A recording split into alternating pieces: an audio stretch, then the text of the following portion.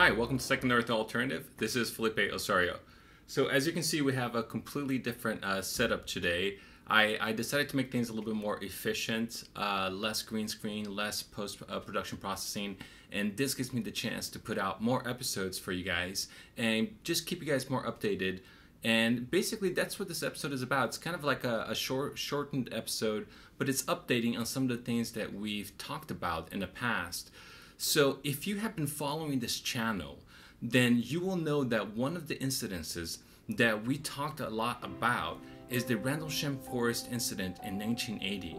Now, the reason why this incident is so important is because I used to argue that this is one of those incidences in which there's all kinds of different types of evidence. We have radar evidence, we have military memos, we have eyewitness accounts, we have people who actually touched the craft, Jim Penniston, and then, decades later, we have an incident where Jim Penniston is actually, revealing this ASCII writing codes that ends up being into a translatable message. So, as much as skeptics want really hard evidence, and as much as people like Seth Shostack will claim that there is no, smoking gun evidence, I've always argued that the Rendlesham Forest in 1980 is those, the smoking gun type of incident that the skeptics has always, asked for.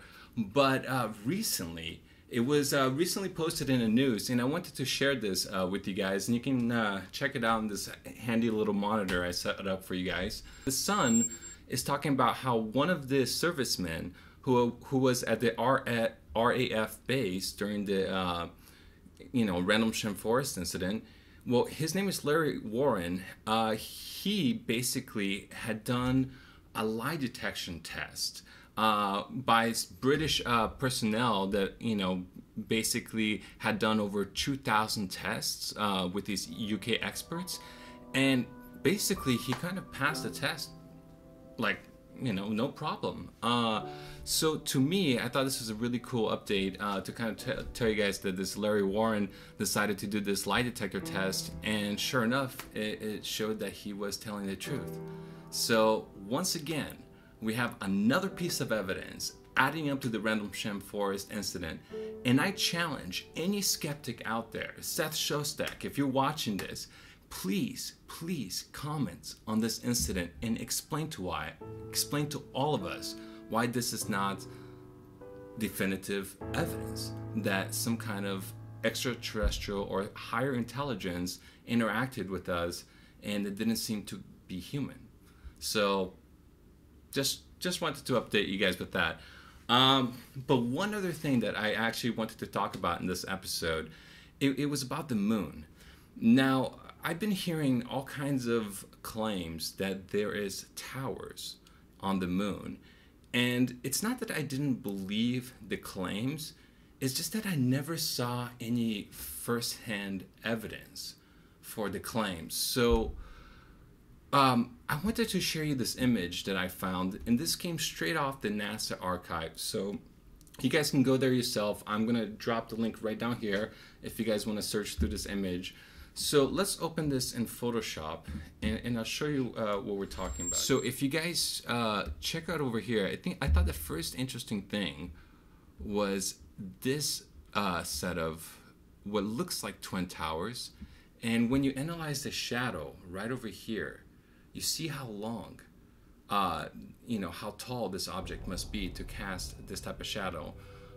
So this is kind of interesting. I'm wondering, what is this? Why are these two spire-like objects creating a very elongated shadow, which means that these are very tall objects? So let's put a little levels there, just so you guys can get a better picture of the shadow.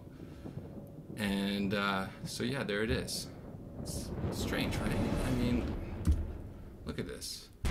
And what really made me interested in this was, look how rectilinear the shadow is. It's almost as if whatever these towers or these spires, it's as if they have no creases on them. It's as if they're like a perfect line. So if anybody who's more familiar with the moon, who knows about the exact crater that I'm talking about, and who has a better explanation, please comment below, because I'm right now I'm at a loss as to why a geological formation would create that. But just below that tower is what I really wanted to talk to you guys, because this is absolutely stellar. So if you go right below over here, okay, check this thing out, okay? Look how strange, look how triangulated this object in the middle is, right? And it looked really strange when I saw this, and I was like, okay, this is weird. This has to be something. But it was when I turned on the levels and trying to analyze the shadow that it suddenly dawned to me, oh my God, this can't be natural. So let me turn up the levels here and take a look at the shadows. Look at that. What object, what natural object could create this type of shadow? I mean, it looks literally like we're having like spires that are coming out of this tower that are perfectly rectilinear to each other, and you can see the spacing in between, and I'm absolutely flabbergasted. I just can't, and this is coming straight from NASA. So I don't know. I mean, do you guys think that this is artificial? Is this shadow and is the crater right above it, is this evidence for artificial structures on the moon? So once again, here's the link. You guys can check it out yourselves.